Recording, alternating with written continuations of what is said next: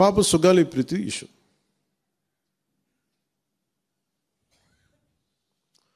పండ్లున్న చెట్టుగా రాళ్ళు పడతాయంటారు. ఎవరైతే చేయూతనిస్తారో, ఎవరైతే ఆదరిస్తారో వాళ్ళని తిడితే ఎట్లాగా? అసలు ఈరోజు సుగాలి ప్రీతి అనే కేసు ఎలా ఎక్కడి నుంచి బయటకు వచ్చింది మీరు చెప్పండి. ఇలాంటి అన్యాయం జరిగిందని ఎవరికి తెలుసు? ఈ రోజున గత ప్రభుత్వం 2019, 2024లో ఒక ప్రభుత్వం మీద, అప్పుడు ముఖ్యమంత్రి మీద మాట్లాడటానికి అసలు ఎవరికైనా ధైర్యం ఉందా? ఒక ముఖ్యమంత్రిని ఒక మాజీ ముఖ్యమంత్రిని ఆ టైంలో అరెస్ట్ చేస్తే రావడానికి ఎవరు లేరు రోడ్ల మీద.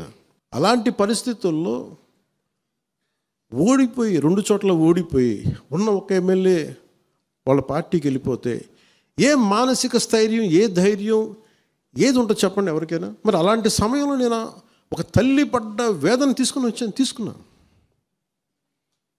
నాకే సరదాన 2 లక్షల మంది జనం మధ్యలో నడుచుకుంటూ వెళ్ళి ఆ సమస్యను హైలైట్ చేసి వాళ్ళు సిబిఐకి ఇచ్చారు. సిబిఐకి ఇస్తే మన ఇంటర్నల్ పేపర్ వర్క్ మనకి ఎలా తెలుస్తుంది? ఇంటర్నల్ పేపర్ వర్క్ వాళ్ళు ఇస్తే వాళ్ళు ఏంటంటే జీవో రిలీజ్ చేశారు. మా దగ్గర నుంచి వెళ్ళింది కానీ ఎక్కడికి వెళ్ళాలో అక్కడి నుంచి ప్రొసీడ్ చేయాలి, అక్కడ ఆపేశారు. హోంశాఖ నుంచి వెళ్ళింది సెక్రటేరియట్లో ఎక్కడో నెక్స్ట్ ఫైల్ ఢిల్లీకి వెళ్ళాల్సిన అక్కడ ఆపేశారు. మేము హోంమంత్రికి మేము సిబిఐకి పంపించేసాం అంటే లెటర్ చేశారు, లాక్ చేసి లాకర్లో పెట్టారు. ఇది జరిగింది. ఈ ప్రాసెస్లో ఏం చేశారు, వాళ్ళకి ఈ కేసు కొంచెం సెన్సిటివ్ కేసు కాబట్టి మీకు చెప్తాను. సుగాలి ప్రీతి నేను ఎందుకు కొంచెం సున్నితంగా మాట్లాడాలి ఈ విషయం ఏదంటే, మీకు ఒక అన్యాయం జరిగినప్పుడు, ఎవరికైనా ఒక అన్యాయం జరిగినప్పుడు మనం ఏం చేస్తామంటే, నాకు ఆ వ్యక్తికి శిక్ష పడాలి, ఇంకింతే ఉండాలి.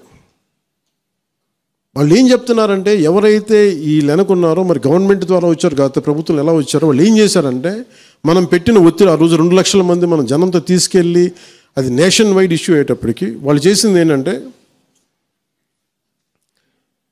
మనం చేసిన పోరాటం వల్లే ఎస్సీ ఎస్టీ అట్రాసిటీ కేసు బాధితులకు చట్ట ప్రకారం ఇచ్చే ప్రయోజనాలు, పరిహారాలు వారి కుటుంబానికి దక్కాయి. కర్నూలు రూరల్ మండలం దిన్నెదేవరపాడులో 5 ఎకరాల వ్యవసాయ భూమిని కేటాయింపబడింది. ఆ గ్రామం కర్నూలు నగరానికి 9 కిలోమీటర్ల దూరంలో ఉంది. ఈ రోజున మార్కెట్ వాల్యూ కనీసం ఎకరాకి అది వాళ్ళు చెప్పడం మీరు క్రాస్ చెక్ చేసుకుని 2 కోట్ల వరకు ఉంటుందని చెప్తా ఉన్నారు.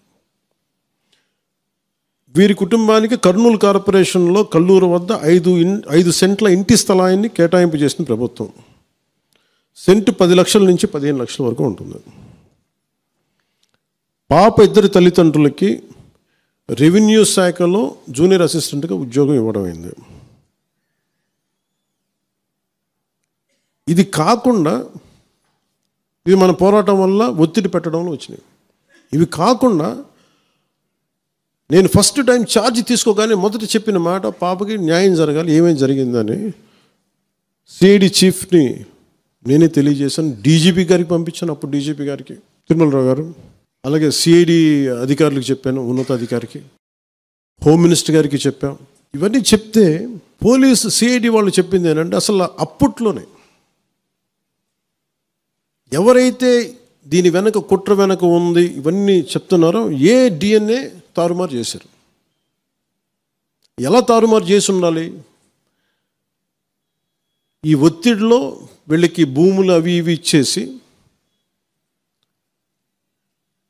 మరి ఏం చెప్పారు నాకు తెలియదు కానీ నాకు తెలిసి వాళ్ళు ఈరోజు పోలీసు చెప్తుంది ఏంటంటే, సాక్ష్యాలు వీళ్ళు చెప్తున్న వ్యక్తుల మీద వాళ్ళ డిఎన్ఏకి దీనికి మ్యాచ్ కావట్లేదు. ఇది వాస్తవం. కోర్ట్స్ ఏం చేస్తాయి, పోలీసు ఏం చేస్తారు, దీన్ని కూర్చోబెట్టి. ఎందుకు చెప్తున్నానంటే, ఇది వివేకానంద రెడ్డి గారిని చంపేశారని తెలుసు అందరికీ. ఎవరైతే చేస్తున్న నిందితులు ఉన్నారో వాళ్ళు ఒక్కొక్కరుగా చంపేస్తున్నారు వాళ్ళని. మరీ గత 5 సంవత్సరాల్లో ఇట్స్ క్లాసిక్ కేసెస్ ఇవి. ఈ ప్రక్షాళనకే పూనుకున్నాం మనం.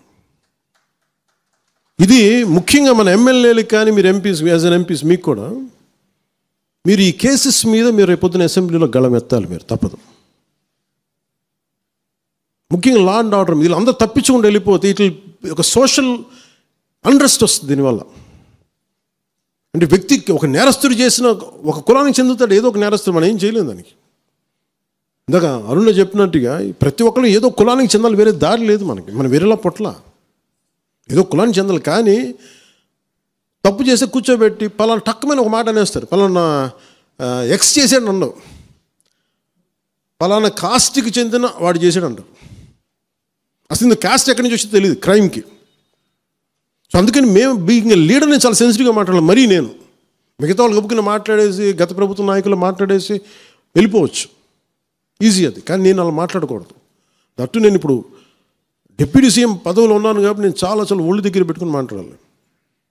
అందుకని ఇవన్నీ మీరు ఒక్కసారి దీంట్లో కూడా ఆ పాపకి న్యాయం జరగాలి, దోషులుంటే శిక్షింపబడాలి, దాంట్లో అసలు ఎప్పుడు లేదు. కానీ ఇలా ఒత్తిడి పెట్టాల్సిన వారికి కూడా నా విన్నపం ఏంటంటే, మీరు అసలు ఈ కేసు ఎవరి వల్ల బయటకు వచ్చింది మీరు చెప్పండి. సో మా త్రికరణ శుద్ధిని, మా చిత్తశుద్ధిని మీరు తక్కువ ఎంచిన. ఇక్కడ కేసులు వాళ్ళు కూర్చోబెట్టి నేను వెళ్ళి సాక్ష్యాధారాలు నేనేం క్రియేట్ చేయలేను. అక్కడ గత ప్రభుత్వం చేసిన తప్పులు కొనేసారు వీళ్ళు చాలామందిని. మరి ఏం కొన్నారు, ఎలా కొన్నారు, దీని మీద కేసు పెట్టాలి.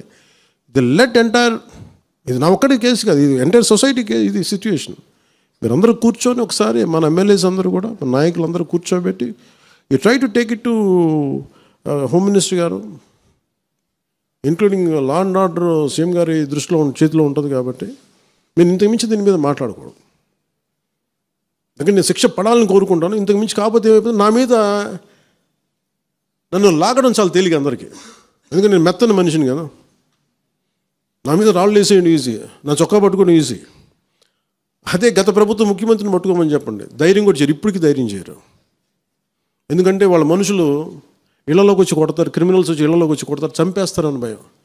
మనం ప్రజాస్వామ్యం కదా, మనం భరించాలి. అందుకని దయచేసి దీన్ని మీరు ఒకసారి కూర్చోబెట్టి ఒకసారి మన గౌరవ శాసనసభ్యులు, మంత్రివర్గ సహచరులు, లెజిస్లేటివ్ కౌన్సిల్ మెంబర్స్, పార్టీ నాయకులు అందరూ దీని మీద ఒకసారి, స్పోక్స్ పర్సన్స్, వీర మహిళ నాయకులు, మీరందరూ ఒక్కసారి కూర్చోబెట్టి ప్రతి ఒక్కరు కూడా దీని మీద, ఇది ఎందుకంటే ఇది ఒక కేసుగా చూడకండి, ఇది గర్ల్ చైల్డ్ తాలూకు ప్రొటెక్షన్ చాలా ఎసెన్షియల్. అందుకని దీన్ని సోషల్ మీడియా యాక్ట్ కానీ ఇవన్నీ మాట్లాడాలని పొద్దున్న నిర్ణయించుకున్నాం. ఇది ఒకసారి మీ దృష్టికి తీసుకొస్తా ఉన్నాం.